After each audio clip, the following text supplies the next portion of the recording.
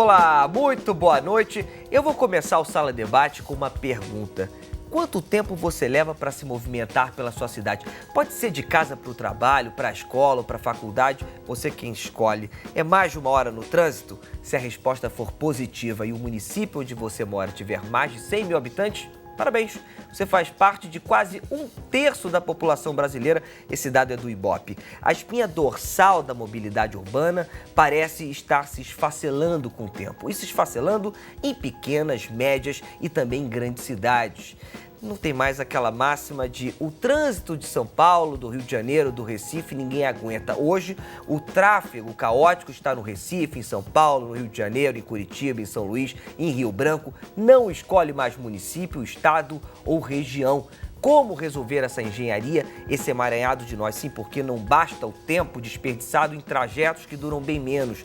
Soma-se a isso, muitas vezes, o despreparo de condutores e os altos custos das passagens que parecem só crescer. Não preciso nem lembrar que os 20 centavos de aumento das tarifas dos ônibus foram um dos estopins para o começo das manifestações. A voz rouca das ruas, como vários sociólogos proferiram, em muitas capitais pediam melhorias no transporte, mas também clamavam por mais possibilidades de se trafegar. Investir em ciclovias é um dos pedidos que saltam aos olhos em cartazes multicoloridos. Como é que nós vamos conseguir viver sem perder tanto tempo entre um ponto A e um ponto B? Nas aulas de matemática, aprendemos que a menor distância é a linha reta. Mas será que isso vale para a mobilidade urbana?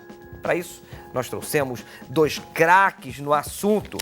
O Otávio Cunha, que é presidente da Associação Nacional das Empresas de Transportes Urbanos, e também o Fernando McDowell, que é engenheiro de transporte da Universidade Federal do Rio de Janeiro. Você que está em casa é mais do que nosso convidado, mais do que nossa convidada. Participe, seja mais um membro dessa discussão. Tem 2 formas de entrar em contato com a gente. @Canal Futura, é o nosso Twitter, e também temos o Facebook, que vai aparecer agora na sua tela. Exatamente, Canal Futura Oficial. Se sinta em casa, Sala Debate está no ar. Boa noite, professor. Boa noite. Boa noite, Otávio. Boa noite, Tiago. Otávio, começo com a questão de como resolver esse emaranhado, como resolver esses nós no trânsito, onde todos nós parecemos não conseguirmos sair. A verdade é que nós estamos convivendo numa crise de mobilidade sem precedentes no Brasil. E a explicação é que as autoridades públicas, de uma maneira geral, a política adotada de incentivo ao automóvel, esquecendo-se de dar prioridade ao transporte público, como os países desenvolvidos fazem e têm transporte de qualidade, e com isso nós estamos hoje, os ônibus disputando espaço com o automóvel, cada dia a velocidade comercial é menor, cada dia você precisa de ter mais ônibus na rua para fazer o mesmo serviço que fazíamos há 10 anos atrás, exatamente por esse imobilismo que o trânsito coloca. As pessoas também, por outro lado, tendo a sua vida mais conturbada, sem falar nas deseconomias que nós estamos vivendo hoje. Os acidentes de trânsito, os gastos com a saúde, a poluição ambiental, todas essas mazelas trazidas por ausência de políticas públicas de transporte. Professor, quero saber a sua opinião. Concorda? Sobre esse aspecto, eu concordo. Porque o que está acontecendo, na verdade, é que houve um aumento também da renda das pessoas, ou seja, o poder aquisitivo também foi ampliado através de facilidades de compra de automóvel, essa coisa toda, que nós estamos com taxas de crescimento respeitáveis em matéria de compra de automóveis, etc. A minha preocupação é que todo esse movimento que houve dos 20 centavos e tudo mais passa necessariamente pelo valor da tarifa. A tarifa, durante muitos anos, ela, se você pegar as tarifas desde 1975 e trazer para cá, elas foram sempre ampliadas pelo IGPM, que era um índice que não era comum, né, você pegar a tarifa e fazer por IGPM. Mas se você fizer os cálculos, você vai ver que é tudo por IGPM.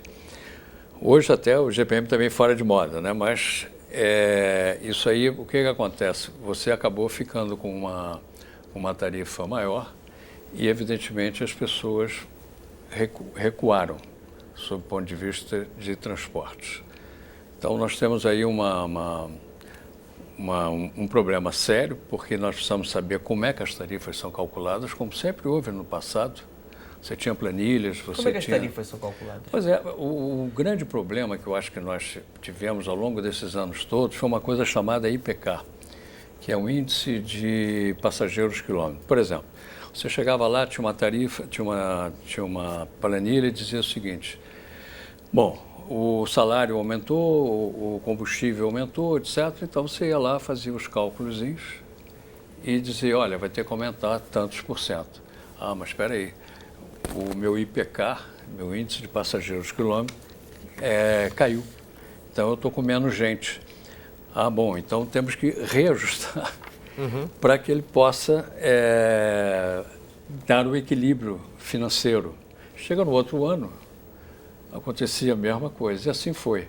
A demanda foi caindo, eu fiz um gráfico de sócio para poder estudar o que estava acontecendo, né? E a tarifa realmente sempre foi o grande vilão de todo esse processo, aliás, de qualquer coisa, né? Seja do pedágio, seja da tarifa de ônibus, seja da tarifa telefônica, enfim, a tarifa. E acho que o governo, na minha opinião, tem obrigação de mostrar como é que se calcula essa tarifa. Eu sempre falei isso. Como é que você calcula uma tarifa de ônibus? Você pega, por exemplo, aqui no Rio de Janeiro, o BRT da Transoeste. Não pega congestionamento, tem preferência, tudo ok, sem problema nenhum. O que isso significa? Reduzir o custo operacional. A frota é menor, porque a velocidade é maior, tudo inverso, né? E, de repente, a tarifa cresce mais do que as outras. E o governo fez 95% dos investimentos. Mas o governo também, Otávio, quero te trazer para a conversa, não fique isolado aí não, você se sinta sozinho. O governo também incentiva muito o transporte privado. Ele tem essa questão de investir, te dar a taxa baixíssimas para você comprar um carro, para você que amplia, na verdade, a renda da... Exato. Poder de compra. O poder de compra. Agora, também há, por um outro lado, que em algumas cidades, em algumas negociações, alguns estados, melhor falando, há uma negociação entre os donos das concessões e os governos, onde incentiva para que eles possam cobrar menos em passagens. De onde surgiu esses 20 centavos? Por que 20 centavos? Eu acho que isso aí, como você falou no início, foi o estupim de uma insatisfação que a população tem e que clama por melhor transporte. Eu não creio que o preço da passagem tenha sido o ponto principal. Ele foi apenas o estupim para a população dizer que não está satisfeita com a qualidade do transporte. Ela perde muito tempo no trânsito e ela quer um transporte de melhor qualidade e confiável. Para isso acontecer, precisa de ser feito muitas intervenções na parte da infraestrutura. Precisamos fazer com que as cidades passem a trabalhar com planejamento, para você poder, dando prioridade ao transporte público, você possa aí sim ter custos mais reduzidos.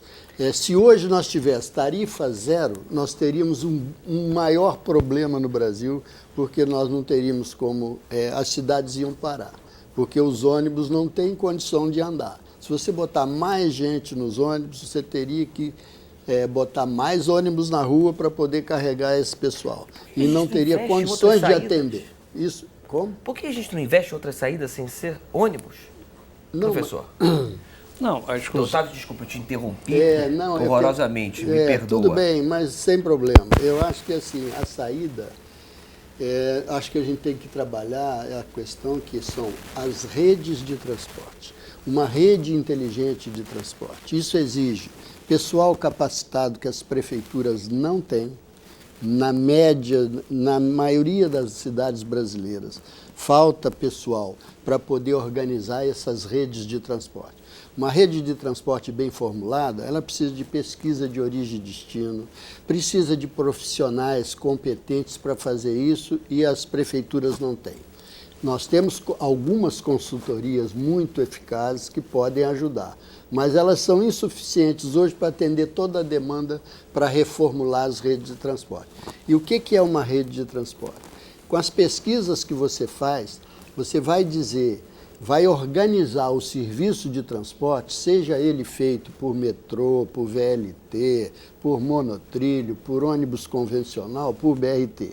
A rede tem que ser multimodal, racionalizada e totalmente integrada. Quando você consegue conceber uma rede de transporte inteligente, você reduz custo do serviço e aí você pode falar em desoneração, em subvenção, porque você não vai estar remunerando ineficiência. Eu diria que hoje a tarifa do transporte ela é cara por vários motivos. Pela baixa velocidade comercial e pela própria ineficiência da rede de transporte, que, via de regra, as cidades cresceram sem que tenham sido feitos ajustes. Se você pegar Curitiba, que é tido no Brasil como o melhor exemplo de transporte no Brasil, de bem organizado, hoje já não é mais, já há muito tempo já não é mais. Vinham gente do mundo todo visitar Curitiba para conhecer aquele sistema do BRT inventado pelo Jaime Lerner, que nada mais fez do que copiar tudo de bom que tem no metrô, que é considerado o melhor transporte do mundo. Tem que intervir só para perguntar o seguinte, a gente está fadado, então, a ter esses nós para sempre, porque isso é um problema governamental, um empurra para o outro, um empurra para o outro. Não, eu acho que nós estamos vivendo um momento muito bom para isso. Primeiro, as manifestações provocou uma reação do próprio governo, que teve que dar respostas imediatas a isso, e provocou também o Congresso Nacional, que foi muito sensível a isso. Então, agora, acho que vale a pena, nós que fazemos o transporte público, que conhecemos a realidade dele, falar quais são as soluções, quais são as saídas para esse problema. E essa passa por uma reestruturação do sistema de transporte. Nós temos a Lei da Mobilidade, que foi sancionada em 2012, que dá as diretrizes gerais para o transporte, define o papel da União, dos estados e dos municípios. E temos também os recursos que foram disponibilizados pelo governo depois de uma ausência de 30 anos, que não investiu em nada em infraestrutura de transporte no Brasil. Fernando, professor, comente. Olha, para mim o que aconteceu no Brasil não foi nenhuma grande surpresa. Há um tempo atrás, quando eu fui chamado para fazer o plano B das Olimpíadas do governo, o governo federal solicitou que fizesse isso, porque ele estava preocupado com várias coisas. Ele estava preocupado pelo tamanho do índice de exclusão social que o país tinha, ou tem ainda, em função da tarifa. Primeiro ponto, 36%. O Rio de Janeiro, quem for ali na Gávea, vai ver gente com carteira assinada dormindo no chão. Então, eles me pediram, McDowell, fazer um plano da seguinte forma: tenta segurar a exclusão social, não deixar ampliar. Segundo, como você resolveria esse problema? Na minha opinião, tem que ter uma tarifa só. Quando você pega um ônibus, 2 ônibus, 3 ônibus, um ônibus, um metrô. Por que o metrô e ferrovia tem que ter sempre a mais? Se você fizer um estudo, você vai verificar o seguinte: quando você põe 8 pessoas por metro quadrado, além de você fazer do sistema de transporte um indutor de custo social, porque a pessoa se sente mal, alguns desmaiam, outros vão para o hospital e assim sucessivamente. Então ele não pode funcionar, que é um paradoxo, mas é o que está acontecendo, um indutor de custo social. Se você fizer engenharia financeira, se ele transportar 8 pessoas por metro quadrado, a taxa interna de retorno dele cresce violentamente. Então, isso deveria ser proibido. Não pode transportar mais de 6 pessoas por metro quadrado durante 2 minutos e não pode transportar mais que 4 pessoas por metro quadrado durante 25 minutos. Sob pena de algumas pessoas que estão ali se sentirem mal. É o que acontece, né? E o metrô de São Paulo hoje opera com 13 passageiros por metro quadrado. Não é o que acontece e a população está Não extremamente... não é Por isso é que a civilizado. população insatisfeita. estourou. A gente foi às ruas, a voz rouca das ruas, a gente foi às ruas ouvir o que a população acha da mobilidade urbana. Por favor, põe na tela. Quanto tempo você leva por dia no trânsito? Entre ida e vinda do trabalho, em média umas 4 horas e meia. Geralmente uns 40, 50 minutos. Se como é de metrô, teria que ser menos. 1h10, 1h20. Dependendo do trânsito, né? Se o trânsito estiver bom na Avenida do Brasil, vem. Agora se estiver ruim, a gente gasta 1h30, quase 2 horas para chegar aqui no centro. Como é que está o transporte público hoje na sua cidade? O trem é péssimo. Além de demorar, é cheio, super cheio, todos lotados. Sempre, qualquer horário. Com a chegada de alguns metrôs novos, deu uma melhorada, mas o trem ainda continua aquele mesmo problema de atraso, o trem enguiça. Sempre muito cheio, muito lotado, não dá vazão, é muito calor. Só mesmo passando, uma pessoa passando todos os dias a mesma coisa para poder ver o caos que é. Super lotado. Inclusive o ônibus que eu pego pela linha amarela, eu vou igual sardinha em lata. Péssimo, péssimo. Com que antecedência você tem que sair da sua casa para chegar no horário no trabalho? Aproximadamente 1h30. Pego às 10 horas da manhã, eu tenho que sair da minha casa mais tardar 10 para as 8, 8 horas, para eu poder conseguir chegar, senão não consigo. E a volta é terrível. Você sai às 7, chega em casa às vezes 9, 10 horas da noite. Se eu pego às 11, eu tenho que sair umas 8h30 da manhã. 8 horas, 8h30, já tem que estar na estação para pegar o trem. Eu tenho que acordar 4 horas e pegar o trem de 5 horas, 5h30, para chegar aqui embaixo 6 horas, chegar no trabalho 7 horas. 3 horas. 3 horas de trânsito. Você pega trânsito, Otávio? Pego. Quanto tempo? Onde eu moro, em Brasília, eu moro no plano piloto, eu gasto 15 minutos para ir para o meu trabalho, uma distância de 5 quilômetros. Fernando? 2. Pega 2 horas? Ué, eu perco 46 minutos, moro na Barra, para andar 6 quilômetros. Agora tem coisas, é o tal negócio, que a gente pode resolver. Por exemplo, hoje o que está acontecendo na Barra? Você vê um pessoal que coloca uns cones, centraliza todas as transversais numa. Aí forma aquela fila enorme que invade a principal via e continua na lateral. Isso dá um nó que você leva dá uma velocidade de 6 km por hora. Então, quer dizer, sabe, tem coisas, você não vê, você vê muito guarda de trânsito na rua, hoje em dia, finalmente, pelo menos ele está ali. Mas tem que ter engenheiros, tem que saber como é que mexe nesse negócio todo, sinalização inteligente. A nossa sinalização é por planos. Então, se você tem um carro enguiçado, ocupou uma faixa, pronto, é um nó que não tem tamanho. O sinal continua sendo igual, tocando, né? O volume de tráfego aumenta, continua tudo igual. Ele só muda, de manhã é um plano, de tarde um outro, mas não tem aquela dinâmica de fazer os cálculos automaticamente, o computador, e vai fazendo todo o sistema. Não adianta você fazer um BRT e tirar faixas de tráfego da própria via. Você não pode fazer um sistema de transporte que ele implique em priorar o meio ambiente. O que é priorar o meio ambiente? Você você reduz a capacidade da via e a quantidade de automóveis passa a ter um congestionamento muito maior, que é o caso hoje em dia do Recreio. Quer dizer, outra coisa, você vai fazendo prédios e mais prédios que nem loucos, né? Fazendo.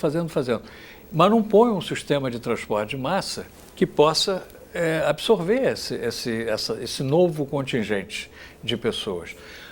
Faz-se muito discurso de transportes e política urbana, Mas, na verdade, na prática, as coisas são totalmente divorciadas.